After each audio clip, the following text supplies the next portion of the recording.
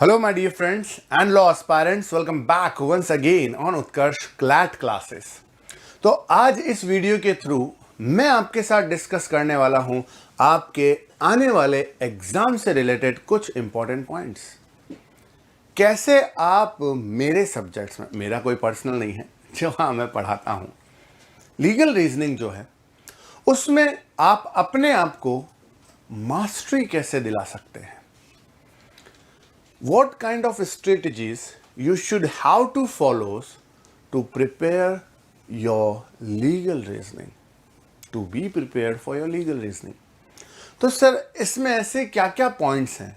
Exam paper जब हम solve करने बैठते हैं तो उससे पहले लगता है कि सब आता है। प्रॉब्लम वहाँ शुरू होती है जब कोई पैसेज देखते हैं तो ऐसा लगता है कि कुछ नहीं आता है। तो उसी प्रॉब्लम के सॉल्यूशन के लिए मैं एक छोटा सा, ज़्यादा लंबा चौड़ा नहीं, छोटा सा वीडियो शॉर्ट तक वो आप तक पहुंचाने की ट्राई कर रहा हूं। एक पॉइंट याद रखना बेटा, इस वीडियो को स्किप मत करना, क्योंकि कोई एक लाइन ऐसी होगी जो आपके लिए बूंद साबित होने। तो चलिए शुरुआत करते हैं। टाइटल भी बड़ा धांसू है, मास्टर इन लीगल रीजनिंग। तो देखते हैं सबसे पहले कि हमारे लीगल के टॉपिक्स क्या क्या है, हमें कौन कौन से पॉइंट्स को ध्यान में रखते हुए अपने बेसिस को स्ट्रांग करना है। तो मैं ये जो है ना, ये आपके बेस हैं। क्या है ये आपके बेसिस हैं, ये आपकी फाउंडेशंस हैं। इसके बिना चले गए ना बेटा एग्जाम देने के लिए तो प्रॉब्लम होनी ही होनी है। अब अभी क्या हो रहा है, अभी जो लेटेस्ट देखने को मिल रहा है, अक्सर बच्चे कॉन्ट्रैक्ट को टच ही नहीं करते कि सर पूछा ही नहीं है। और फैक्ट भी है कि उतना डिटेल्ड में नहीं पूछा जा रहा है जिस तरीके से पहले के पेपर्स में बात करेंगे। तो यहां प्रॉब्लम आ रही, बच्चा छोड़ रहा है कॉन्ट्रैक्ट के, कहां जरूरत है, पूछता तो है नहीं। तो पहले मैं बता दूं आपको, contract, criminal, tort, constitution, intellectual property right, legal updates और इंटरनेशनल लॉ, इनसे जुड़े रहना है, पढ़ना नहीं है, जुड़े रहना है। अब जुड़े कैसे रह सकते हैं सर? तो देखिए बेटा, ये आपकी फाउंडेशंस हैं, ये आपके बेसिस हैं। These are the pillars of your legal reasoning. अगर आपके पिलर्स कमजोर हो गए तो प्रॉब्लम शुरू है। जैसे फॉर एन एग्जाम्पल, अगर मैं बात करता हूं कॉन्ट्रैक्ट की, तो जब भी कोई स्टूडेंट कॉन्ट्रैक्ट के बेस को प्रिपेयर कर लेता है ना, तो वो ये समझ पाता है कि कैसे एक कॉन्ट्रैक्ट का फॉर्मेशन किया जा सकता है, कैसे एक कॉन्ट्रैक्ट बनकर तैयार होता है, उसके सारे पार्टीज, उसकी कैपेसिटीज, उसके एलिजिबिलिटीज, एसेंशियल्स, ये सारी चीजें आपको पहले से ही जब समझ में आने लगती है तो एग्जाम में अगर कॉन्ट्रैक्ट बेस्ड किसी भी तरीके का पैसेज हो तो a confidence build up in your mind at that present moment कि हां मैंने पढ़ रखा है। सबसे पहला ये पॉइंट, जब कोई चीज का फाउंडेशन हमें याद है, हमें पढ़ा हुआ है, तो वो हमें एक नया कॉन्फिडेंस देता है। तो मोस्ट प्रोबेबली जहां तक आप पेपर ऑब्जर्व करेंगे, या हमने जो आपको पेपर ऑब्जर्व करवाए हैं या सॉल्यूशन करवाए हैं या समझाए हैं, उनसे जब देखेंगे समझेंगे तो पता चलेगा कि मोस्ट प्रोबेबली पूरा पेपर इन्हीं के आसपास घूमता रहता है। और भी अगर सटीक बात करूं तो यहां पर घूमता है लीगल अपडेट्स या फिर कंटेम्परेरी टॉपिक्स या हॉट टॉपिक्स की बात करें जो ट्रेंडिंग में चले हैं, लास्ट 6 मंथ में जो न्यूज में रहे हैं, जो लीगल से रिलेटेड है।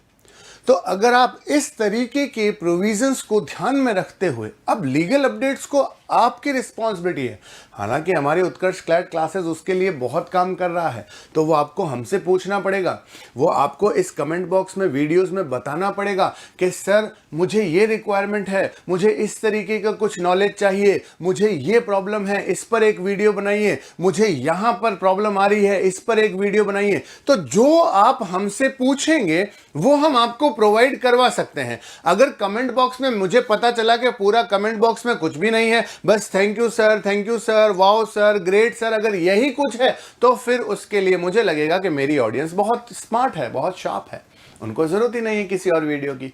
मैं ये नहीं चाहता। जो भी हेजिटेशन है, जो भी दिमाग में डाउट है, किसी भी टाइप का क्वेश्चन आपकी स्टडी से रिलेटेड, आपके फ्यूचर से related, you can ask us, बिंदास पूछ सकता है भाई।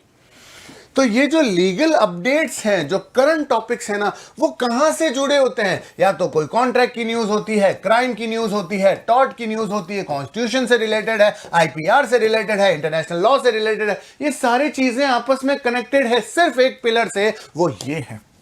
उसको स्ट्रॉन्ग कैसे करेंगे? Regular updated yourself about the hot topics, about the trending topics in news. तो ये हुआ यहां पर। क्या क्या है वो आपको यहीं से पता चल जाएगा।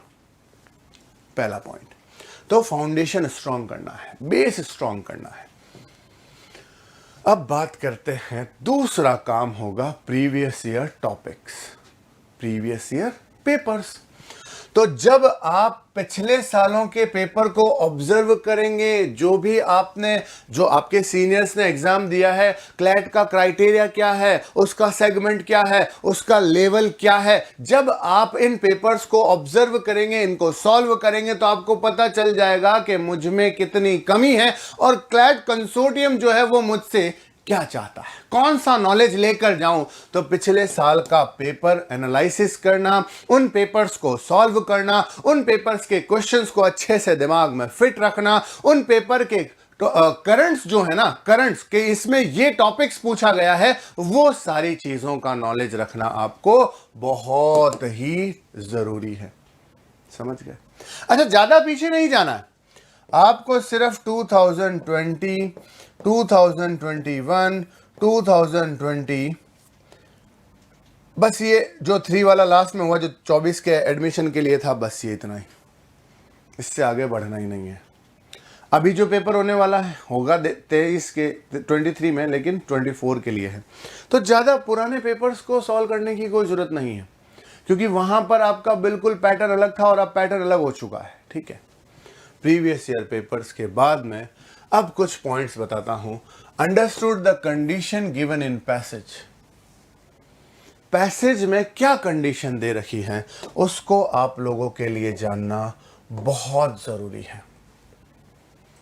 जैसे अगर मैं बात करूं लास्ट ईयर के पेपर की, तो सरोगेसी पर एक पैसेज आया।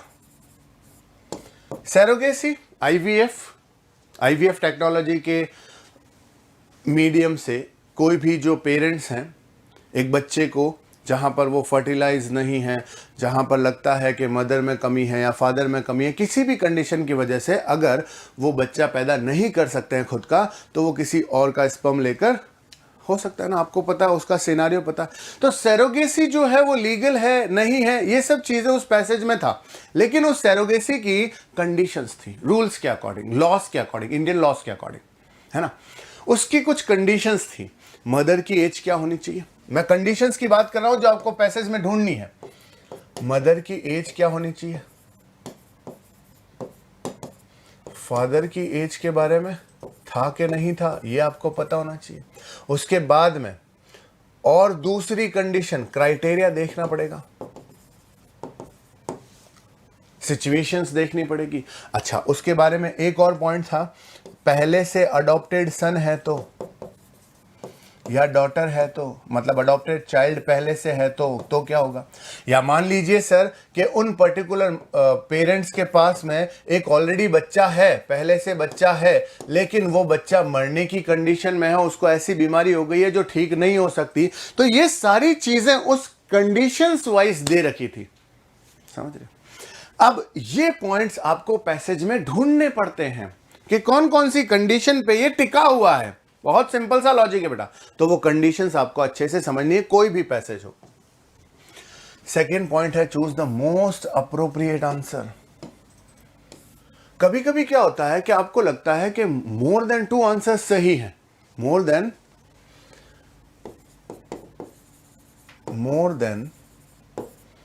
2 आंसर्स, या फिर यूं लिखो more than 1 answer seems to be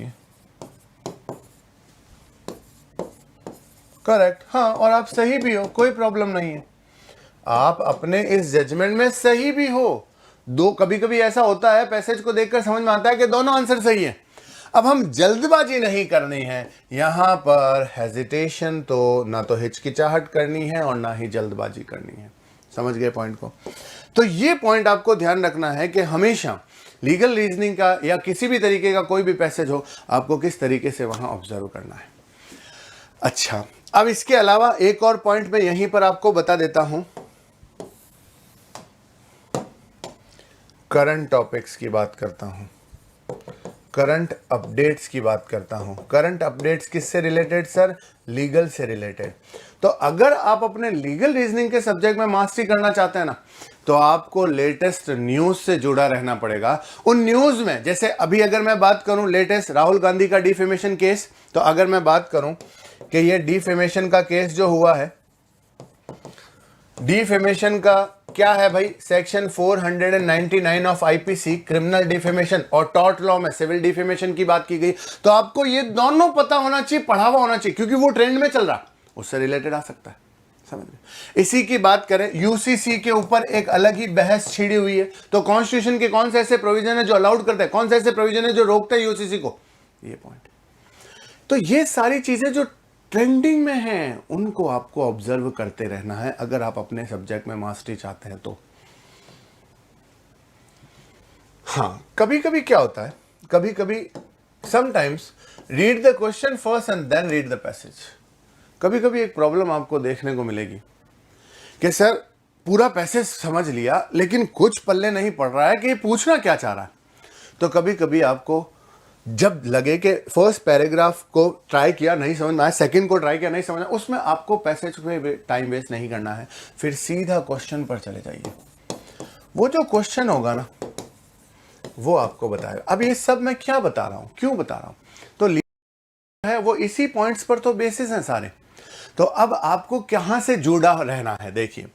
अब इसके अलावा कुछ बातें हैं, जैसे एडिटोरियल की बात करूं मैं, तो कभी कभी आपके ऐसे एडिटोरियल्स आते हैं जो प्योरली लीगल से जुड़े हुए होते हैं, उन पर फोकस रखो।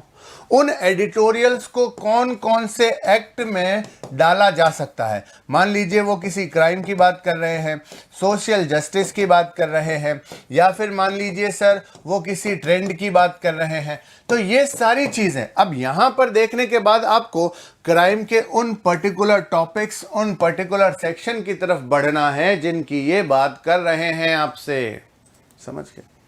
तो ओवरऑल ये कुछ टिप्स हैं। अब इसके अलावा आपको लगता है कि हमें कुछ और गाइडेंस चाहिए, मान लीजिए आपको कॉन्ट्रैक्ट एक्ट कैसे पढ़ना है इसकी गाइडेंस चाहिए, आपको चाहिए कि sir criminal law, IPC, CrPC भरा पड़ा है, कैसे तैयारी करूं, कुछ समझ में नहीं आ रहा, इसके ऊपर गाइडेंस चाहिए। मान लीजिए आपको समझ में नहीं आ रहा है कि कॉन्स्टिट्यूशन का कितना पार्ट पढ़ना है, कौन सा पार्ट छोड़ना है, इसमें आप कंफ्यूज हैं, इस पर गाइडेंस चाहिए, तो प्लीज कमेंट बॉक्स में हर एक चीज के बारे में लिख दीजिएगा, हम आपकी सेवा में तत्पर रहेंगे।